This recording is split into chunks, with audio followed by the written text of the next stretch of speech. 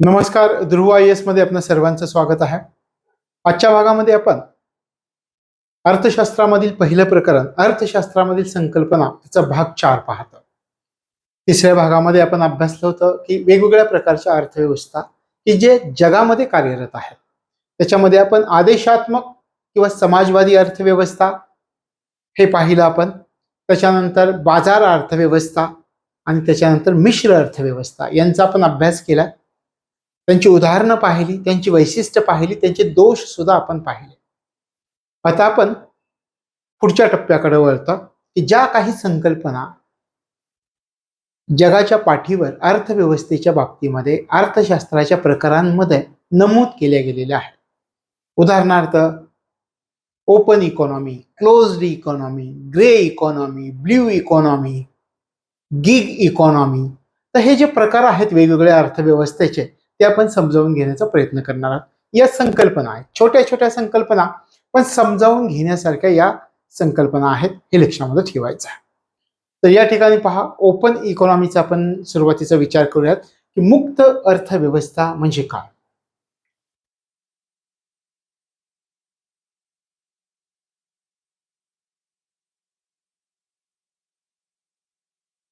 Open economy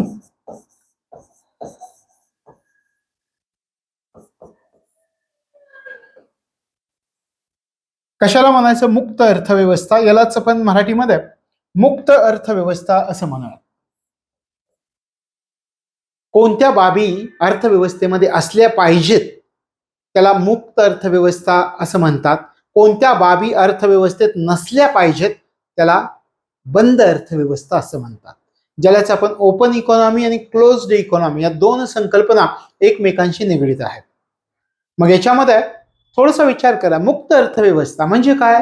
आज जगाच्या पाठीवर जर तुम्ही पाहिला तर अनेक देशांमध्ये निर्यात मुक्तपणे होताना आपल्याला दिसत आहे, आयात मुक्तपणे होताना दिसत आहे. शिवाय असे अनेक काही देश पाहतो. आपल्या देशाचं उदाहरण घ्या, भारताचं. जगातले अनेक उद्योगपती आपल्या देशामध्ये मोठ्या प्रमाणावरती गुंतवणूक करतायत. त्यांना भारत सरकार वेगवेगळ्या राज्यांमध्ये त्यांच्या सोयीनुसार जागा उपलब्ध करून देत आहे. त्यासाठी मोठ्या प्रमाणामध्ये सवलती देत आहेत. म्हणजे आपल्या देशामध्ये गुंतवणूक मुक्तपणे होत आहे. सरकार त्याच्यामध्ये कोणत्याही प्रकारचा अडथळा तर आणतच नाहीये. पण आपल्या देशाचे पंतप्रधान दुसऱ्या देशामध्ये जाऊन त्यांना सांगतायत की तुम्ही जर आमच्या देशामध्ये उद्योगधंदे आणले तर आम्ही तुम्हाला कोणत्या सुविधा देऊ शकतो. जगामध्ये इतर देशांपेक्षा आमच्या देशात उत्कृष्ट कशा सुविधा आहेत हे सांगण्यासाठी आपले पंतप्रधान जगातल्या अनेक देशांमध्ये गेलेले आपल्याला दिसून येतात. मग त्याच्यावर प्रभावित होऊन अनेक उद्योगपती आपल्या देशामध्ये गुंतवणूक करताना दिसत आहेत वेगवेगळ्या राज्यांमध्ये. ऍपलची कंपनी सुद्धा आता आपल्या देशामध्ये आलेली दिसते. चीनमधून अनेक कंपन्या भारतामध्ये येताना दिसत आहेत. ज्या वेगवेगळ्या देशांच्या कंपन्या चीनमध्ये स्थापन झाल्या होत्या त्या कंपन्या आता तिथून बंद होत आहेत आणि भारतामध्ये येत आहेत. हे सगळं कसं होतं? मुक्तपणे होत आहे. आयात करायची आहे, मुक्तपणे होऊ द्या. निर्यात करायची आहे, मुक्तपणे होऊ द्या. निर्यातीला सवलती दिल्या जातात शासनाकडून. जास्तीत जास्त निर्यात होण्यासाठी प्रयत्न केला जात आहे. मग आपल्याला थोडक्यात काय म्हणायचे ते लक्षात घ्या. आयात, निर्यात आणि गुंतवणूक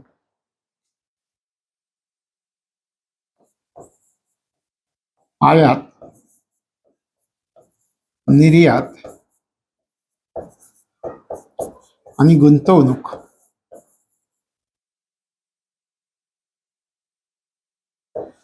आयात, निर्यात, गुंतवणूक या तीन बाबी एखाद्या अर्थव्यवस्थेमध्ये खुल्या स्वरूपामध्ये असतील, मुक्त स्वरूपामध्ये असतील, त्यांच्यावर कोणतंही बंधन नसेल तर त्या अर्थव्यवस्थेला मुक्त अर्थव्यवस्था, ओपन इकॉनॉमी असं म्हणतात. किती सोपं आहे पहा.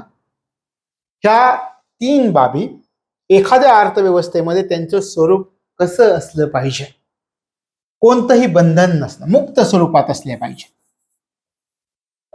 मुक्त स्वरूपात, बंधन मुक्त पाहिजेत. बंधन मुक्त, कोणतंही बंधन त्यांच्यावरती नसलं पाहिजे. बंधन मुक्त असावे.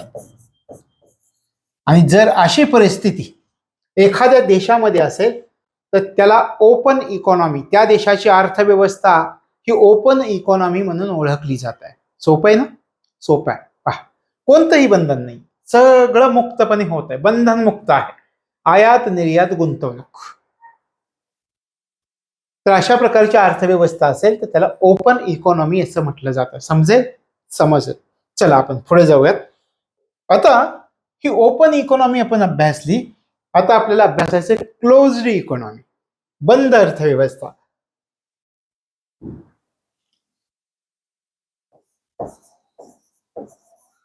क्लोज्ड इकॉनॉमी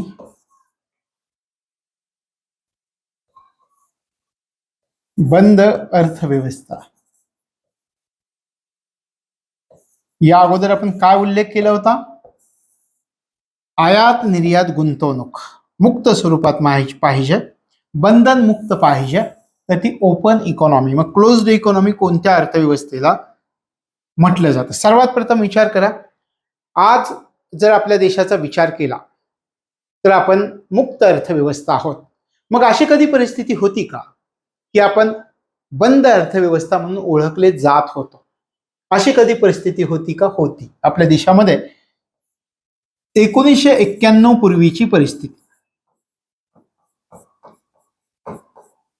1991 पूर्वीची स्थिती आपण क्लोज्ड इकॉनॉमी म्हणून ओळखलं जात होतो. आपल्याला जर प्रश्न विधानामध्ये विचारला की 1991 पूर्वी भारतीय अर्थव्यवस्थेचं स्वरूप बंद अर्थव्यवस्थेचं होतं, सध्या दुसरं विधान, सध्या भारतीय अर्थव्यवस्थेचं स्वरूप मुक्त स्वरूपाचं आहे. हो, हे बरोबर आहे. 1991च्या पूर्वीचा जर विचार केला तर आपली अर्थव्यवस्था बंद अर्थव्यवस्था होती. आता तुम्ही म्हणाल बंद अर्थव्यवस्था म्हणजे काय? बंद अर्थव्यवस्था म्हणजे पुन्हा या गोष्टी आयात निर्यातीशी संबंधित होतात. आयात खूप कमी प्रमाणामध्ये आणि निर्यात खूप कमी प्रमाणामध्ये असणे. आयात निर्यात खूप कमी प्रमाणामध्ये जर असेल एखाद्या अर्थव्यवस्थेमध्ये, खूप कमी प्रमाणात, मर्यादित प्रमाणात, अगदी किरकोळ स्वरूपामध्ये, तुरळक स्वरूपामध्ये, खूप कमी प्रमाणात असेल, आयात निर्यात खूप कमी प्रमाणात असेल एखाद्या अर्थव्यवस्थेमध्ये, तर त्या अर्थव्यवस्थेला बंद अर्थव्यवस्था, क्लोज्ड इकॉनॉमी असं म्हटलं जातं. आपण म्हटलं 1991 पूर्वीची स्थिती भारताची अशी होती. मग 1991 नंतर ही स्थिती आपल्याला बदलावी लागली. जगाच्या पातळीवर जे घडत होतं मुक्त अर्थव्यवस्था, त्याच्याकडे वाटचाल करायला आपण कधी सुरुवात केली? तर 1991च्या धोरणानंतर. आपण यावेळी जगाप्रमाणेच मुक्त अर्थव्यवस्थेचा स्वीकार करताना उदारीकरण, खाजगीकरण आणि जागतिकीकरणाचा स्वीकार केलेला होता.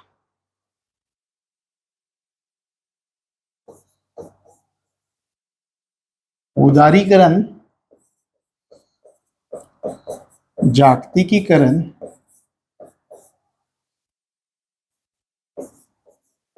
खाजगीकरण याचा स्वीकार आपण जो केला आणि मुक्त अर्थव्यवस्थेचा जो स्वीकार केला तो कधीपासून केला? तर 1991च्या धोरणानंतर. 24 जुलै 1991 पूर्वी भारतामध्ये स्थिती होती, कोणतीही आंतरराष्ट्रीय कंपनी आपल्या देशामध्ये प्रवेश करू शकत नव्हती, प्रवेश करायला तयार नव्हती, खूप बंधनं लादली गेलेली होती आणि यामुळं आपल्या अर्थव्यवस्थेला बंद अर्थव्यवस्था, क्लोज्ड इकॉनॉमी म्हणून ओळखलं जात होतं. उदारीकरण, खाजगीकरण, जागतिकीकरणाला सुरुवात झाली आणि आपल्या देशामध्ये मुक्त अर्थव्यवस्थेला सुरुवात झाली. आता मी तुम्हाला म्हटलं की 1991 नंतर आपल्या देशामध्ये उदारीकरण, जागतिकीकरण, खाजगीकरणाला सुरुवात झाली. पण तुम्हाला याचे अर्थ माहिती आहेत का? उदारीकरण म्हणजे काय, जागतिकीकरण म्हणजे काय आणि खाजगीकरण म्हणजे काय? कशाला म्हणायचं उदारीकरण? कशाच्या बाबतीत आपण उदार झालो? अगोदर मी तुम्हाला सांगितलं, एखादी कंपनी, एखादा उद्योग जर काढायचा असेल तर इतक्या नियम आणि अटी होत्या की त्याच्यामध्ये वर्षानुवर्ष जायची. मग पुढच्या कालावधीमध्ये आपल्या लक्षात आलं, देशामध्ये औद्योगिक प्रगती मोठ्या प्रमाणावरती करायची असेल, खाजगी उद्योजकांना सुद्धा जर आपल्या देशामध्ये वाव द्यायचा असेल तर मात्र आपल्याला औद्योगिक नियम सोपे करावे लागतील. पुढच्या कालावधीमध्ये आणि आत्ताच्या सरकारचा जर तुम्ही विचार केला तर मोठ्या प्रमाणामध्ये ज्या औद्योगिक नियम असे आहेत की उद्योग स्थापन करण्यात अडथळा आणतायत, असे नियम बाजूला केले जात आहेत. म्हणजे काय? सोपी प्रक्रिया केली जाते. उदारीकरण म्हणजे काय? औद्योगिक नियम सोपे केले जातात. औद्योगिक परवान्याची जी प्रक्रिया आहे ती सोपी केली जाते. त्याच्यात किचकट भाग जे आहेत ते काढून टाकले जातात. उद्योगांची स्थापना कोणाला करायची असेल तर त्याची प्रक्रिया सोपी केली जाते. आणि हळूहळू उद्योगांवर जे सरकारचं नियंत्रण आपल्या देशामध्ये होतं ते कमी कमी करायला सुरुवात झाली. याला म्हणायचं उदारीकरणाची प्रक्रिया आपल्या देशामध्ये सुरू झाली. ही सुरू झाली 1991च्या धोरणानंतर किंवा 1991 नंतर. लक्षात आलं? उदारीकरण म्हणजे काय? औद्योगिक नियम सुलभ केले जातात, सोपे केले जातात. उद्योग स्थापन करायचे, त्याला परवाना घ्यायचा आहे, ते परवान्याची प्रक्रिया सोपी केली जाते. किचकट भाग त्याच्यामधला काढून टाकला जातो. उद्योगांच्या स्थापनेची प्रक्रिया सोपी केली जात आहे आणि उद्योगांवर असणारं सरकारचं नियंत्रण हळूहळू कमी केलं जातं. याला म्हणायचं उदारीकरण. लक्षात आली? अर्थव्यवस्थेच्या दृष्टिकोनातून उदारीकरणाची ही व्याख्या आहे. विचार करा, खाजगीकरण म्हणजे काय?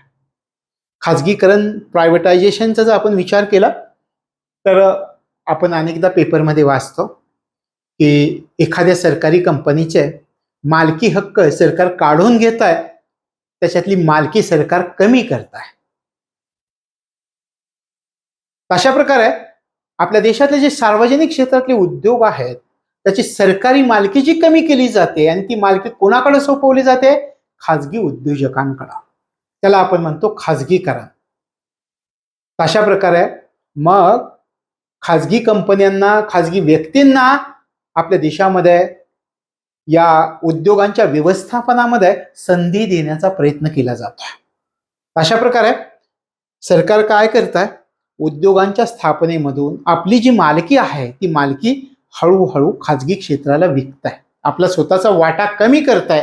असं ज्यावेळी सरकार करतं एखाद्या अर्थव्यवस्थेमध्ये त्याला खाजगीकरण असं म्हणतात. आणि जागतिकीकरण म्हणजे काय? आज तुम्ही विचार करा की तुम्हाला एखाद्या देशामधून एखादी वस्तू मागवायची आहे, तुम्ही मागवू शकता का? सहजपणे मागवू शकता.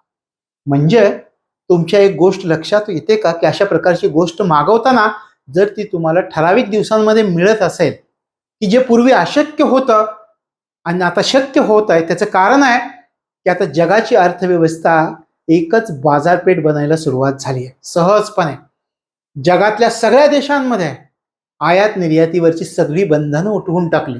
मुक्त अर्थव्यवस्थेचं स्वरूप अर्थव्यवस्थांचं निर्माण झालंय संपूर्ण जगामध्ये. प्रत्येक देश आता स्वतंत्रपणे एकमेकांशी आयात करतोय, त्याच्याविषयी चर्चा करतोय, त्याविषयी धोरणं आखतोय, निर्यात करण्यासाठी सवलती देतोय आणि मुक्तपणे व्यवसाय करण्याचा प्रयत्न करतोय. असं जे केलं जातंय संपूर्ण जगामध्ये त्याला जागतिकीकरण असं म्हणायचं. अशा प्रकारे ही जागतिकीकरणाची प्रक्रिया सुरू झाली 1991च्या धोरणानंतर. आपण उदारीकरण, जागतिकीकरण, खाजगीकरणाचा स्वीकार केला आणि आपला जो मूळ मुद्दा आहे क्लोज्ड इकॉनॉमी, तर ही आयात निर्यात खूप कमी प्रमाणामध्ये असणे, अगदी तुरळक प्रमाणामध्ये असणे, परकीय कंपन्यांना भारतात प्रवेश न देणे, ही परिस्थिती जर एखाद्या देशामध्ये असेल तर त्याला क्लोज्ड इकॉनॉमी म्हणतात. हे या ठिकाणी लक्षामध्ये ठेवायचं. लक्षात आलं? ओपन इकॉनॉमीमध्ये आयात निर्यात गुंतवणूक मुक्तपणे असते आणि या ठिकाणी क्लोज्ड इकॉनॉमीमध्ये बंद अर्थव्यवस्था, याच्यामध्ये काय?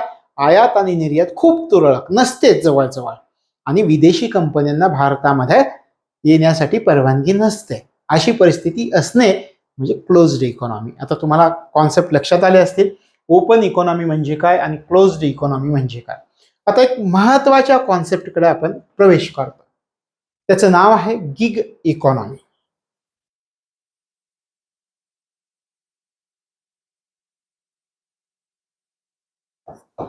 गिग इकॉनॉमी, गिग अर्थव्यवस्था असं म्हटलं जातं. आता या अर्थव्यवस्थेचा एका वाक्यामध्ये जर आपल्याला वैशिष्ट्य सांगायचं म्हटलं त्याला प्रोजेक्ट बेस्ड इकॉनॉमी असं म्हटलं जातं. म्हणजे प्रोजेक्ट आधारित अर्थव्यवस्था.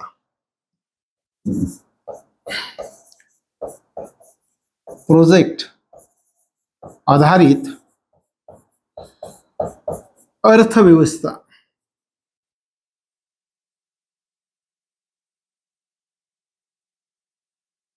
प्रोजेक्ट आधारित अर्थव्यवस्था असं म्हटलं जातं. ती प्रोजेक्ट आधारित अर्थव्यवस्था काय आहे ही संकल्पना समजावून घेण्यासाठी आपल्याला एक उदाहरण घ्यावं लागतं की त्या उदाहरणाच्या माध्यमामधून ही संकल्पना आपल्याला सहजपणे समजून येते. मी सुरुवातीला उल्लेख केला की प्रोजेक्ट बेस्ड इकॉनॉमी कशाला म्हणायचं. दोन व्यक्तींचा आपण विचार करूयात. एक आहे कृष्णा आणि एक आहे कीर्ती. आपण म्हणूयात कृष्णा आणि कीर्ती हे दोघ जण आहेत. कृष्णा काय करतोय. SBI मध्ये काम करतोय. स्टेट बँक ऑफ इंडियाचा कायमस्वरूपी कर्मचारी आहे. कायमस्वरूपी कर्मचारी आहे. आता मी एक प्रश्न तुम्हाला विचारतो की तुम्ही समजा स्टेट बँक ऑफ इंडियाचे कायमस्वरूपी कर्मचारी आहात, तर तुम्ही बँक ऑफ इंडियामध्ये जाऊन त्यांचं काम कराल का. नाही करणार. सरळ सरळ सरळ उत्तर आहे.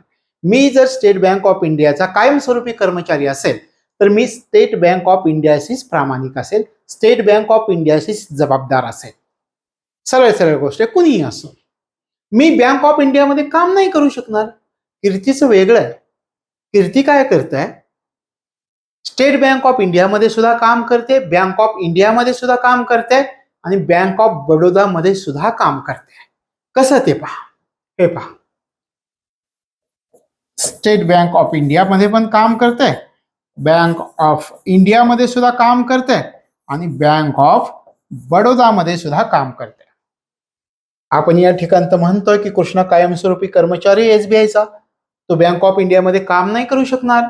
पण कीर्ती या तिन्ही बँकांमध्ये काम करते. काय याचं कारण असं आहे की कीर्ती एक सॉफ्टवेअर इंजिनियर आहे, कायमस्वरूपी कर्मचारी नाही आहे.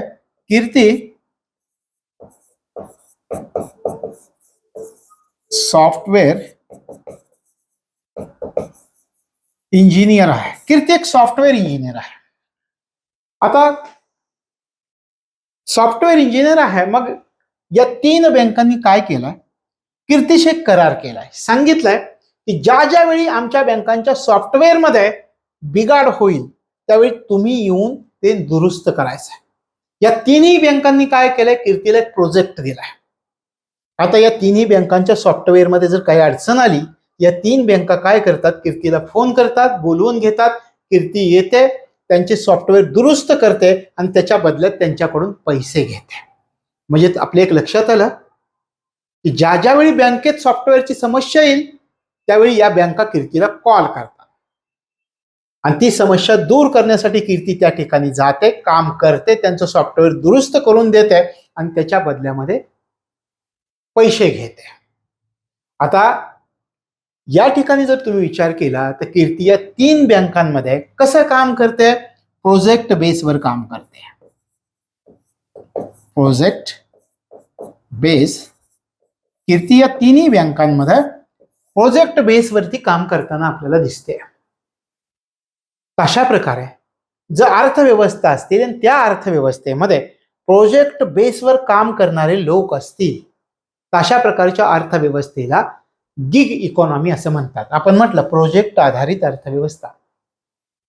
आपण कोणत्याही संस्थेमध्ये कायमस्वरूपी कर्मचारी नाहीये. या ठिकाणी कायमस्वरूपी आहे. या अर्थव्यवस्थेमध्ये कोणत्याही संस्थेमध्ये एखादी व्यक्ती कायमस्वरूपी कर्मचारी नाहीये. ती व्यक्ती काय करते. वेगवेगळ्या संस्थांमध्ये जाते, प्रोजेक्ट आधारित त्या ठिकाणी काम करते आणि त्याच्या बदल्यात पैसे घेते आणि अशा प्रकारची जर अर्थव्यवस्था असेल तर त्याला गिग इकॉनॉमी असं म्हणतात. लक्षात आलं. सोपं आहे. गिग इकॉनॉमी प्रोजेक्ट आधारित अर्थव्यवस्था, प्रोजेक्ट बेस्ड इकॉनॉमी असं याला म्हटलं जाते. नवीन संकल्पना सुद्धा आपल्याला लक्षामध्ये ठेवणं गरजेचं आहे. आणि अशा प्रकारच्या अर्थव्यवस्थांची मोठ्या प्रमाणात वाढ व्हायला सुरुवात झाली आहे. आता आपल्या देशामध्ये सुद्धा मोठ्या प्रमाणात वाढ झाली आहे. नुकतेच रिझर्व्ह बँकेचे आकडे आलेत. त्या आकड्यांमध्ये मोठ्या प्रमाणामध्ये अशा प्रकारची अर्थव्यवस्था आपल्या देशामध्ये निर्माण व्हायला सुरुवात झाली आहे. अशा प्रकारे हे गिग इकॉनॉमी. लक्षात आलं. कायमस्वरूपी कर्मचारी नसतो, प्रोजेक्ट बेसवरती काम करतो. मग तो 2, 3, 4, 5 बँकांचे सुद्धा प्रोजेक्ट घेऊ शकतो स्वतःकडे. आणि असं काम करू शकतो, त्याच्या बदल्यात बँका त्याला पैसे देतात. उदाहरण एक आपण पाहिलं तर अशा प्रकारे गिग इकॉनॉमी म्हणून याला ओळखलं जातं. पुढचा आपला प्रकार आहे लिनियर इकॉनॉमी.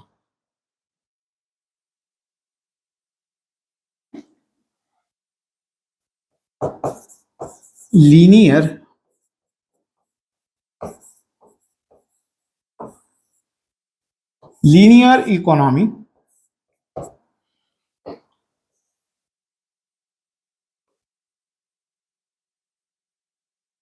तीन शब्दांमध्ये याची व्याख्या सांगता येते. काय? घ्या, वापरा, फेकून द्या. हे पहा, घ्या, वापरा, फेकून द्या ही संकल्पना कोणत्या प्रकारच्या अर्थव्यवस्थेची संबंधित आहे? ही संकल्पना लिनियर इकॉनॉमीशी संबंधित आहे. घ्या, वापरा, फेकून द्या म्हणजे काय? उदाहरणार्थ तुम्ही विचार करा, तुम्ही कॉलेजला जाता, तुम्ही स्टडी रूमला अभ्यासासाठी जाता किंवा वेगवेगळ्या शहरांमध्ये क्लाससाठी तुम्ही असाल. थोडंसं अभ्यासामधून कंटाळा आला, आपण बाहेर जातो मित्रांबरोबर, कोणी चहा, कॉफी, कोणी कोकमचा रस घेईल, सरबत घेईल आणि कोणी कोक, थम्सअप किंवा माझा अशा प्रकारे कोणी काही घेईल. एखाद्या प्लास्टिक बाटलीमध्ये आपल्याला येतं. आता समजा उदाहरणार्थ तुम्ही कोक घेतला एका प्लास्टिकच्या बाटलीमध्ये, घेतला, घ्या, तुम्ही तो वापरला आणि पिल्यानंतर ती बाटली फेकून दिली. घ्या, वापरा, फेकून द्या. अशी प्रकारची जर अर्थव्यवस्था असेल तर त्याला लिनियर इकॉनॉमी असं म्हटलं जातं.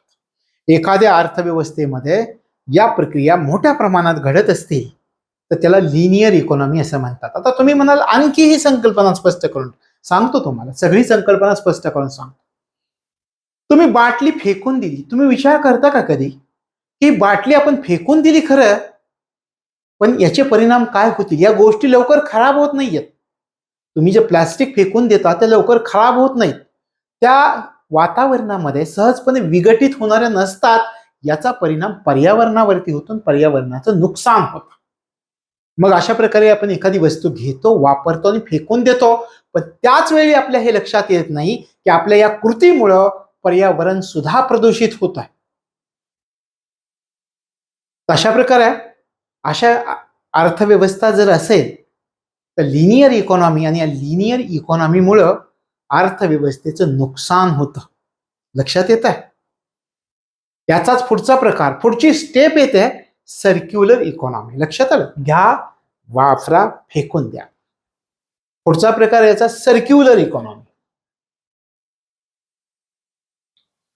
चक्रीय अर्थव्यवस्था, circular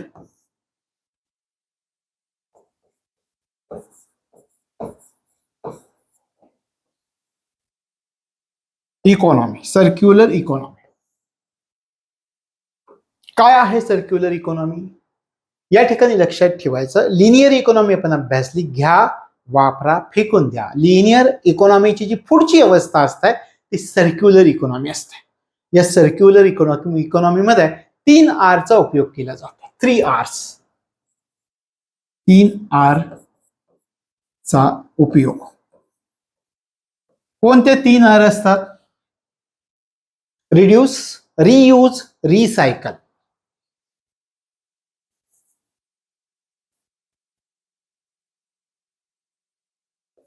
reuse,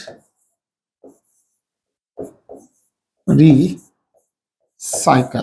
reduce, reuse, recycle या 3 आर चा उपयोग या ठिकाणी केला जातो. आता ही संकल्पना काय आहे? सगळ्यात महत्वाचं तुम्हाला हे लक्षात ठेवायचं, ही जी चक्रीय अर्थव्यवस्था, सर्क्युलर इकॉनॉमी, लिनियर इकॉनॉमीची पुढची स्टेप ज्याला आपण म्हणतो, याचं उद्दिष्ट काय आहे?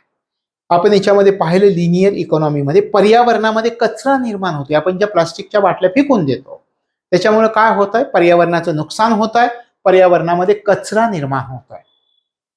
आता या ठिकाणी लिनियर इकॉनॉमीचा उद्देशच असा आहे की पर्यावरणामध्ये जो कचरा निर्माण झालाय तो कमी करायचा आहे. पर्यावरणामध्ये निर्माण झालेला कचरा कमी करणे हे उद्दिष्ट आहे सर्क्युलर इकॉनॉमी.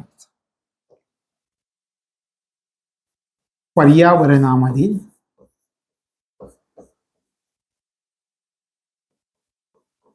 संसाधनांचा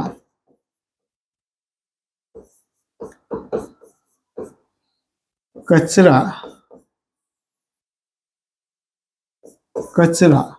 कमी करणे. जो कचरा निर्माण होत होता पर्यावरणामध्ये तो कचरा कमी करणं हे उद्दिष्ट आहे सर्क्युलर इकॉनॉमीचं. आपल्याला जर असं विचारलं की पर्यावरणामधील संसाधनांचा कचरा कमी व्हावा हे उद्दिष्ट खालीलपैकी कोणत्या अर्थव्यवस्थेचं असतं? कुठल्या? Circular economy. कोणत्या प्रकारच्या अर्थव्यवस्थेमुळे पर्यावरणामध्ये कचरा निर्माण होतो? Linear economy. तो कचरा कमी करणं हे कोणत्या अर्थव्यवस्थेचं उद्दिष्ट आहे? Circular economy. लक्षात आलं? आता ही संकल्पना तुम्हाला आणखी थोडीशी स्पष्टपणे मी सांगतो, क्लिअर करून सांगतो. लिनियर इकॉनॉमी मध्ये आपण काय करत होतो विचार करा. बाटली घेतली, प्लॅस्टिकची वापरली, फेकून दिली, कचरा म्हणून आपण फेकून देत होतो.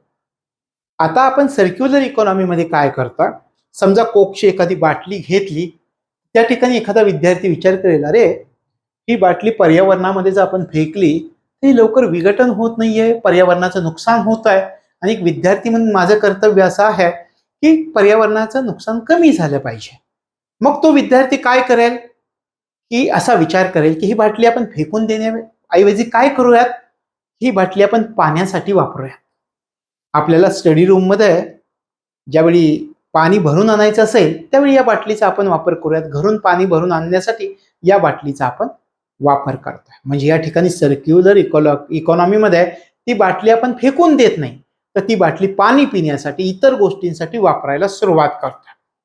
आता पहा, सुरुवातीला आपण म्हटलं ती बाटली, प्लॅस्टिकची बाटली जर फेकून दिली तर वातावरण प्रदूषित होत आहे.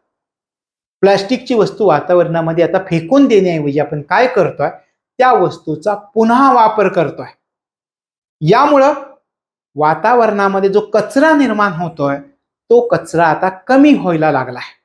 वस्तू टाकून देण्याऐवजी त्या वस्तूचा पुन्हा वापर करू शकतो, याला म्हणायचं रिसायकल. आता आपण काय करतोय, पर्यावरणामधलं वेस्टेज कमी करतोय, वस्तूचा पुन्हा वापर करतोय. अशा प्रकारची जर अर्थव्यवस्था असेल तर त्याला सर्क्युलर इकॉनॉमी असं म्हणतात. लक्षात आलं? सर्क्युलर इकॉनॉमी, पर्यावरणातील कचरा कमी करणं हेच उद्दिष्ट. आता तुम्ही विचार करा, सर्क्युलर इकॉनॉमीचे फायदे काय? पर्यावरणाला कमी हानी पोहोचते सर्क्युलर इकॉनॉमीमुळे. आता आपण काय करतोय, वस्तू फेकून नाही देत, त्या वापरतोय. प्लास्टिकच्या वस्तू ज्यावेळी आपण फेकून देतो त्यावेळी त्या वस्तूंचं वातावरणामध्ये विघटन होण्यासाठी वेळ लागत होता. आता आपण ती वस्तू फेकून न देता त्या वस्तूचा दीर्घकाळ उपयोग करतोय आणि पर्यावरणाला नुकसानीपासून वाचवतोय. आणि याद्वारे आपल्या देशानं सस्टेनेबल डेव्हलपमेंटचं जे उद्दिष्ट आखलंय, आपल्या पंतप्रधान जगाच्या पाठीवर जाऊन सांगतायत की आम्ही शाश्वत विकास साध्य करण्यासाठी प्रयत्न करतोय आणि आमचे प्रयत्न प्रामाणिक आहेत. यासाठी जे आपण प्रयत्न करतोय तो शाश्वत विकास, हा वातावरणातला कचरा जर आपण कमी केला तर तो लवकर साध्य होऊ शकेल. हे सर्क्युलर इकॉनॉमीचे फायदे आहेत.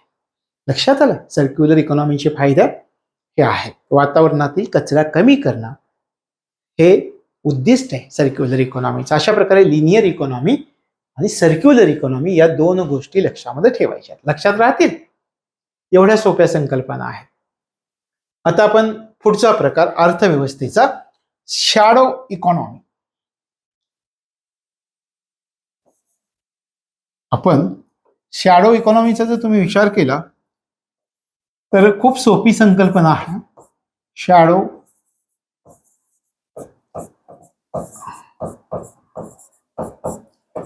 काय आहे? शॅडो इकॉनॉमी रोजच्या तुमच्या परिचयाची गोष्ट आहे. शॅडो इकॉनॉमी म्हणजे तुम्ही पाहता, बोलता, त्याच्यावर चर्चा करता, परीक्षेमध्ये त्याच्यावरती एसे सुद्धा येतात, निबंध सुद्धा येतात. ते निबंध पण आपण लिहितो. ब्लॅक मनी, काळा पैसा, समांतर अर्थव्यवस्था काळ्या पैशाची. लोक काय काय करतात पहा अर्थव्यवस्थेमध्ये, टॅक्स चुकवतात, पैसा लपवून ठेवतात, सरकारला संपत्ती दाखवत नाही, रोख पैशाचा मोठ्या प्रमाणामध्ये वापर करायचा ज्याचा कधी हिशोबच नसतो. याला म्हणायचं शॅडो इकॉनॉमी. लक्षात आलं? ब्लॅक इकॉनॉमी सुद्धा म्हणतात याला. तुम्ही आणखी थोडासा विचार केला तर यालाच दुसरा शब्द ब्लॅक इकॉनॉमी असंही म्हणतात. काळा पैसा, ब्लॅक मनी, ब्लॅक मनी आहे. टॅक्सची चोरी आहे. मोठ्या प्रमाणात लोक टॅक्स चुकवतात, ते सुद्धा या शॅडो अर्थव्यवस्थेशी संबंधित आहे. मोठ्या प्रमाणावरती लोक रोख पैशाचा वापर करतात, हे सुद्धा शॅडो अर्थव्यवस्थेची आहे. अशा प्रकारे लोक त्यांच्या उत्पन्नातून कमी कर भरतात, उत्पन्न दाखवत नाहीत, संपत्ती लपवतात, जास्तीत जास्त कर चुकवतात किंवा कर चुकवण्याची एक व्याख्या एका वाक्यामध्ये सांगतो. ज्या देशामध्ये कर चुकवण्याची प्रवृत्ती असते अशा प्रकारची अर्थव्यवस्था कोणती? कर चुकवण्याची प्रवृत्ती असेल तर ती शॅडो इकॉनॉमी. तर ज्या ठिकाणी कर चुकवण्याची प्रवृत्ती जास्त असते अशा अर्थव्यवस्थेला शॅडो इकॉनॉमी असं म्हणतात. आणि मग काळ्या पैशाचा वापर नेहमी लोक असे उपभोगाच्या कामामध्ये करत असतात. मग काळा पैसा कमी करण्यासाठी सरकारने अनेक प्रयत्न केले. नोटबंदी केलेली आपल्याला दिसते, उत्पन्न घोषणा योजना, अशा प्रकारच्या योजना सरकारने केलेल्या होत्या. हे लक्षामध्ये ठेवायचे. अशा प्रकारे या ठिकाणी आपल्याला काही गोष्टी सांगता येतात की शॅडो इकॉनॉमी म्हणजे काय. ब्लॅक इकॉनॉमी हे लक्षात ठेवायचं, टॅक्सची चोरी होते, रोख पैशाचा मोठ्या प्रमाणामध्ये वापर होतो ज्याचा हिशोबच नसतो. अशा प्रकारे शॅडो इकॉनॉमी असते. यानंतर पुढचा जो आपला प्रकार आहे तो आहे ग्रे इकॉनॉमी.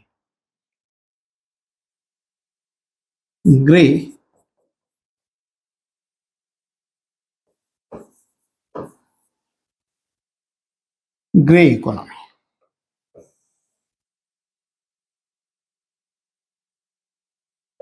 कशाला म्हणायचं grey economy?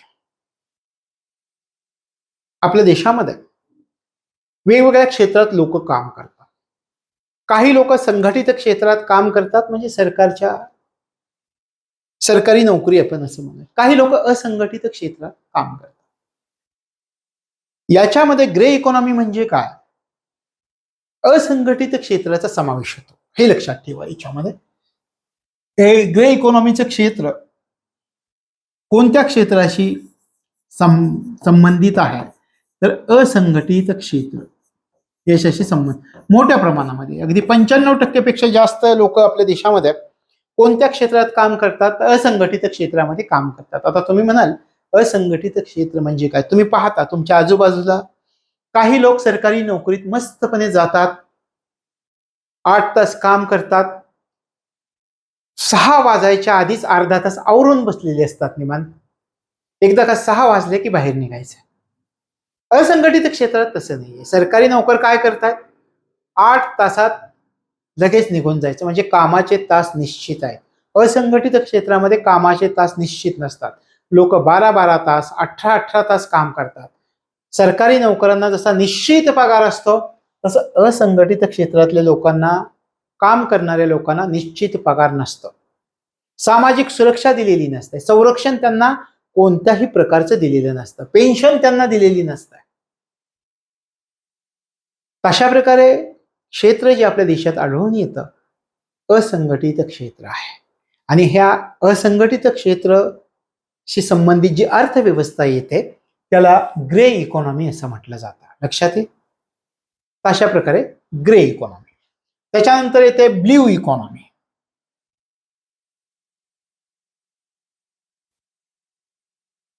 Blue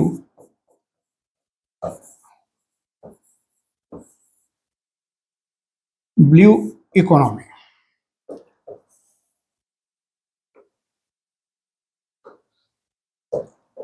blue economy. आता ही संकल्पना कुठनं आली, कोणत्या पुस्तकामधून आली, त्यांचे लेखक कोण हे आपल्याला माहिती असणं गरजेचं आहे. गुंटर पॉली यांनी एक पुस्तक लिहिलेलं होतं. गुंटर पॉली यांचं नाव लक्षात ठेवा आणि हे महत्वाचं आहे. गुंटर पॉली यांचं पुस्तक आहे. काय त्या पुस्तकाचं नाव आहे? त्या पुस्तकाचं नाव आहे 10 years 100 innovations 100 million jobs. 10 years 100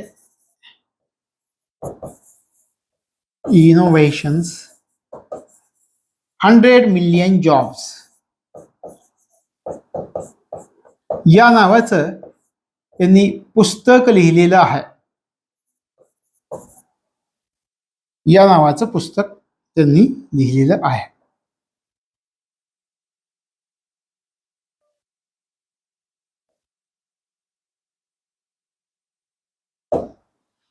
ten years 100 innovations 100 million jobs या नावाचं पुस्तक लिहिलं आहे. आणि गुंटर पॉली यांनी या पुस्तकामध्ये ब्लू इकॉनॉमीचा प्रथम वापर केलेला होता. लक्षात आलं. आता विचार करा ब्लू इकॉनॉमी कशाशी संबंधित आहे. ब्लू इकॉनॉमी सागरी संसाधनांशी संबंधित आहे. सागरी संसाधन कशाशी संबंधित आहे. ब्लू इकॉनॉमी आहे सागरी संसाधनांशी संबंधित. आता सागरी संसाधन म्हणजे काय. गुंटर पॉली म्हणतात तुम्ही जर आर्थिक सामाजिक दृष्टिकोनातून थोडासा विचार करा की रोजगारासाठी वेगवेगळ्या क्षेत्रांचा जग सगळा प्रयत्न करताय, वापर करताय, जास्तीत जास्त रोजगार मिळवून देण्यासाठी जग प्रयत्न करताय. पण तुम्ही थोडा सागरी क्षेत्राचा विचार करा रोजगाराच्या बाबतीमध्ये, असं गुंटर पॉली यांचं म्हणणं आहे. आणि मग सागरी उत्पादनांचा वापर अर्थव्यवस्थेमध्ये करा, त्यापासून रोजगार प्राप्त करून द्या. आणि याच्यामध्ये मग आर्थिक प्रक्रिया चालेल, तुमच्या अर्थव्यवस्थेमध्ये त्याचा फरक पडेल. आणि पुढच्या कालावधीमध्ये हे सगळं करताना सागरी संसाधनांचा, सागरी स्रोतांचा वापर तुम्हाला तुमच्या अर्थव्यवस्थेसाठी करता येईल, रोजगार वाढवण्यासाठी करता येईल. जास्तीत जास्त सागरी स्रोतांचा वापर करा. आणि ही जी संकल्पना आहे रोजगार वाढवण्यासाठी, अर्थव्यवस्थेतल्या आर्थिक क्रिया पार पाडण्यासाठी सागरी संसाधनांचा वापर करणं, सागरी स्रोतांचा वापर करणं, याला म्हणायचं ब्लू इकॉनॉमी. नीती आयोगाने सुद्धा म्हटलंय आपल्या कृती योजनेमध्ये, म्हटलंय की आपण जास्तीत जास्त सागरी संसाधनांचा वापर केला पाहिजे. आणि आपलं आर्थिक क्षेत्र आणि सामरिक क्षेत्र याच्यामध्ये सुद्धा या ब्लू इकॉनॉमीचा, सागरी संसाधनांचा आपण वापर करू शकतो. नीती आयोग पुढे म्हणताय याच्यामधून काय निर्माण होईल तर रोजगार निर्माण होईल. आपल्या देशामध्ये सागरी सीमांचा वापर आर्थिक कार्यांसाठी करता येईल. त्यासाठी आपल्याला डावपेच आखता येतील, रोजगार वाढवता येतील. आणि अशा प्रकारे या सागरी स्रोतांचा वापर जर एखाद्या अर्थव्यवस्थेमध्ये होत असेल रोजगार वाढवण्यासाठी, तर त्याला म्हणायचं ब्लू इकॉनॉमी. लक्षात आलं. ब्लू इकॉनॉमी म्हणजे काय. तशा प्रकारे अर्थव्यवस्थांचे हे सगळे प्रकार आपण अभ्यासले. या प्रकारांमध्ये आता तुम्हाला सगळ्या अर्थव्यवस्थांचे प्रकार जरी पुढे आले तर तुम्हाला ते व्यवस्थित समजतील, त्याच्यावरचे प्रश्न सोडवता येतील. हा होता आपला चौथा भाग. त्याच्यानंतर भेटूया पुढच्या भागामध्ये. आणि शेवटचा भाग असेल 5वा भाग, की त्यातून तुमच्या अर्थव्यवस्थेच्या सगळ्या संकल्पना क्लिअर होतील. अशा प्रकारे भेटूयात पुढच्या भागामध्ये. तोपर्यंत तुम्हाला तुमच्या अभ्यासासाठी मनापासून शुभेच्छा.